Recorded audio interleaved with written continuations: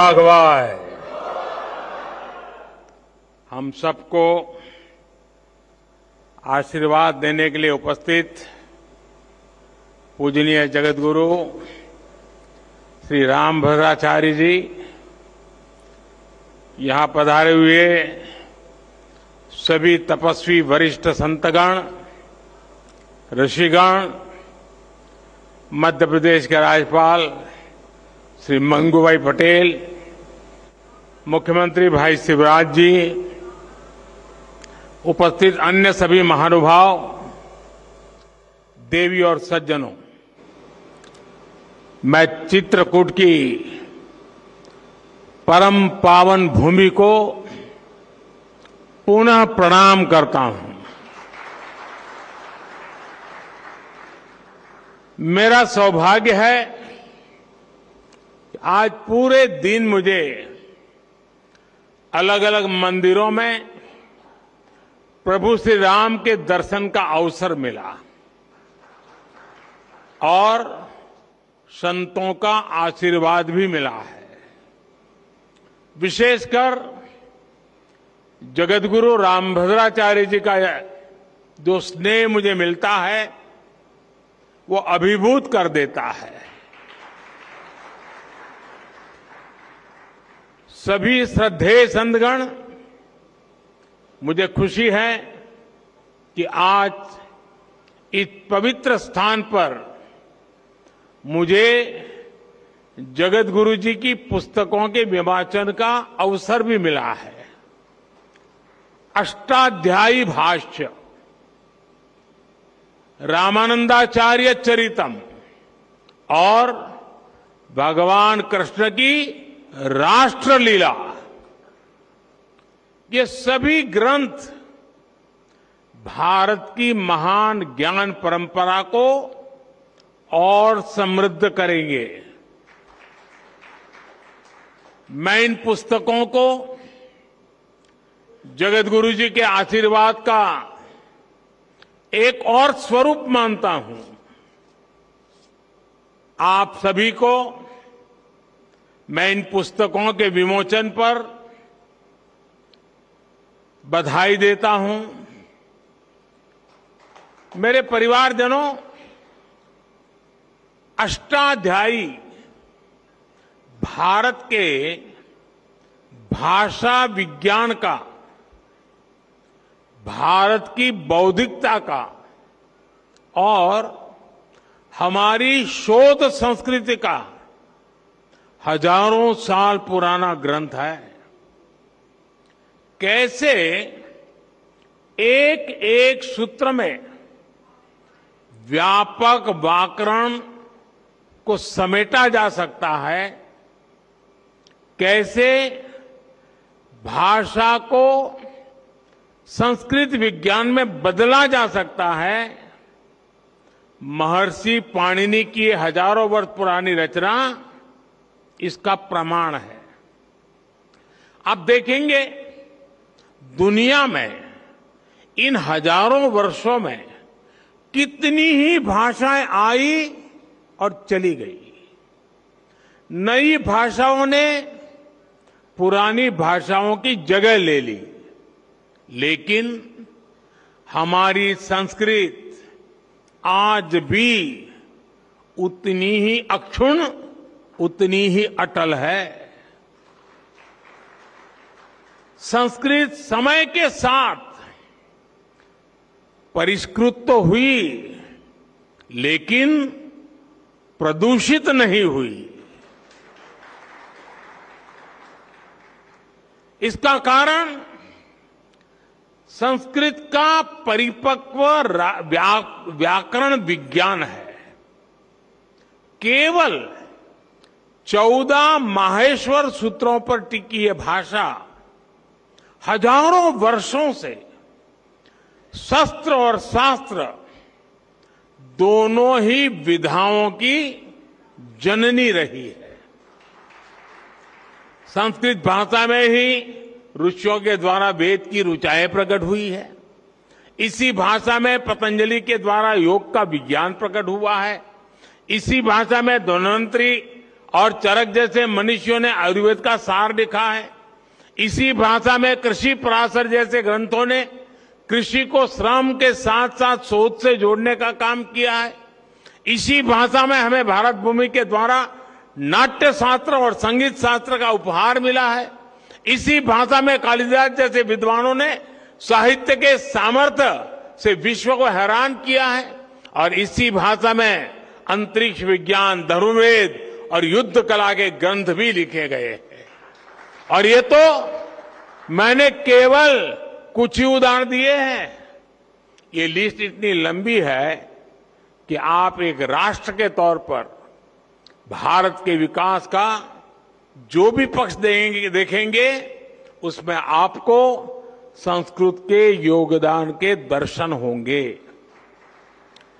आज भी दुनिया की बड़ी बड़ी यूनिवर्सिटीज में संस्कृत पर रिसर्च होती है।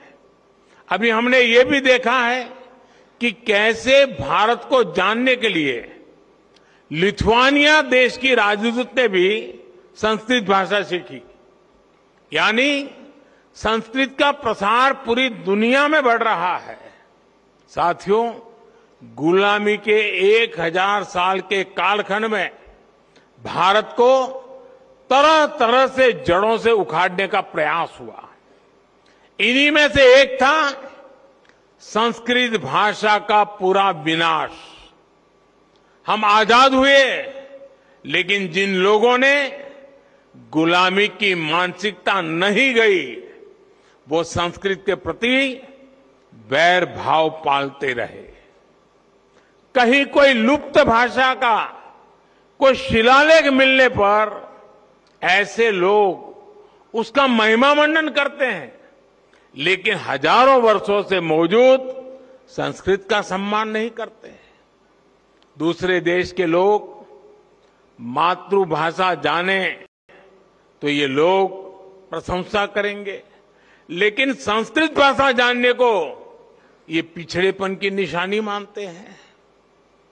इस मानसिकता के लोग पिछले 1000 साल से हारते आ रहे हैं और आगे भी कामयाब नहीं होंगे।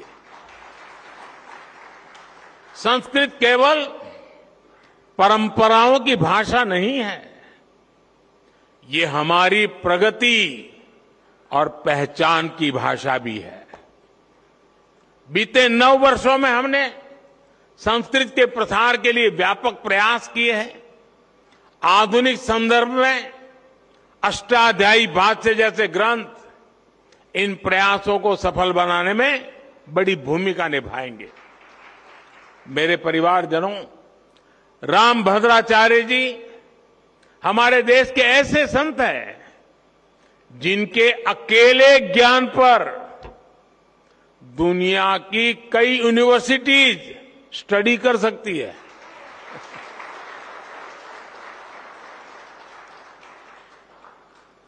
बचपन से ही भौतिक नेत्र न होने के बावजूद आपके प्रज्ञा चक्षु इतने विकसित हैं कि आपको पूरे वेद वेदांग कंठस्थ है। आप सैकड़ों ग्रंथों की रचना कर चुके हैं। भारतीय ज्ञान और दर्शन में प्रस्थानत्रयी को बड़े बड़े विद्वानों के लिए भी कठिन माना जाता है। जगत गुरु जी उनका भी भाष्य आधुनिक भाषा में लिख चुके हैं। इस तरह का ज्ञान, ऐसी मेधा व्यक्तिगत नहीं होती, ये मेधा पूरे राष्ट्र की धरोहर होती है।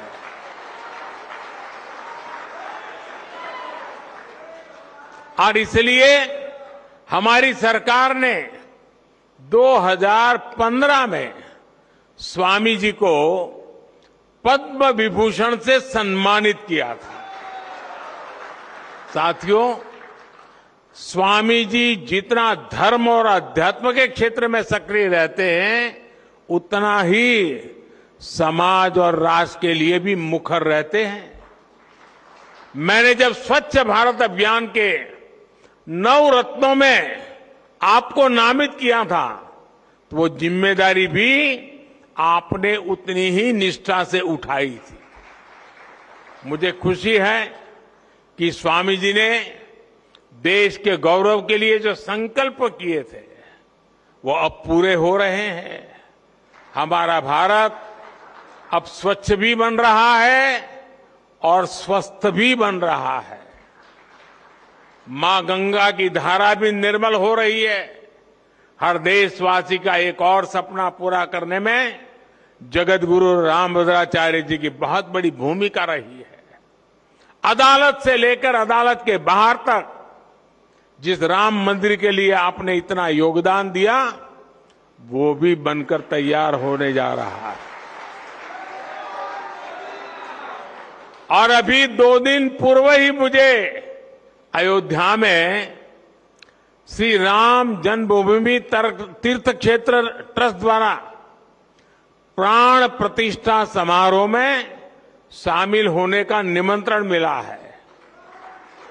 इसे भी मैं अपना बहुत बड़ा सौभाग्य मानता हूं। सभी संतगण आजादी के 75 वर्ष से आजादी के 100 वर्ष के सबसे अहम कालखंड को यानी 25 साल देश जो अब उसे अमृतकाल के रूप में देख रहा है। इस अमृतकाल में देश विकास और अपनी विरासत को साथ लेकर चल रहा है। हम अपने तीर्थों के विकास को भी प्राथमिकता दे रहे हैं। चित्रकूट तो वो स्थान है जहां आध्यात्मिक आभा भी है और प्राकृतिक सौंदर्य भी है। 45,000 करोड़ रुपए की केन बेतवा लिंक परियोजना हो, बुंदेलखंड एक्सप्रेस वे हो, डिफेंस कॉरिडोर हो, ऐसे प्रयास इस क्षेत्र में नई संभावनाएं बनाएंगे। मेरी कामना और प्रयास है चित्रकूट विकास की नई ऊंचाइयों पर पहुंचे। एक बार फिर पूज्य जगतगुरु श्री रामभद्राचार्य जी को मैं आदरपूर्वक प्रणाम करता हूं। उनके आशीर्वाद हम सबको प्रेरणा दे, शक्ति दे और उनका जो ज्ञान का प्रसाद है वो हमें निरंतर मार्गदर्शन करता रहे। इसी भावना को प्रकट करते हुए मैं हृदय से आप सबका बहुत बहुत धन्यवाद करता हूं। जय श्री राम। ओम आ ब्राह्मणो ब्रह्म वर्चसी जायता महाराष्ट्रे राजन्यः सूरैकव्योति व्याधि महारथो जायताम दोग्धेर्धेनुर्बोधानड्वानाशो सप्ति पुरंध्रजोखा जिष्णुरथेष्टा सभेयो जुवास्य यजमानस्य वीरो जायताम निकामे निकामेनः पर्जन्यो बरकतु फलवत्यो न ओषधय पच्यन्ताम योगक्षेमो न कल्पताम इति संस्कृत राष्ट्रगीतम। धन्यवाद माननीय प्रधानमंत्री जी। माननीय प्रधानमंत्री जी, आपने पूज्य गुरुदेव के समग्र व्यक्तित्व को आप बड़ी गहराई से जान रहे हैं। आपने अपने भाषण में उसे रेखांकित भी किया।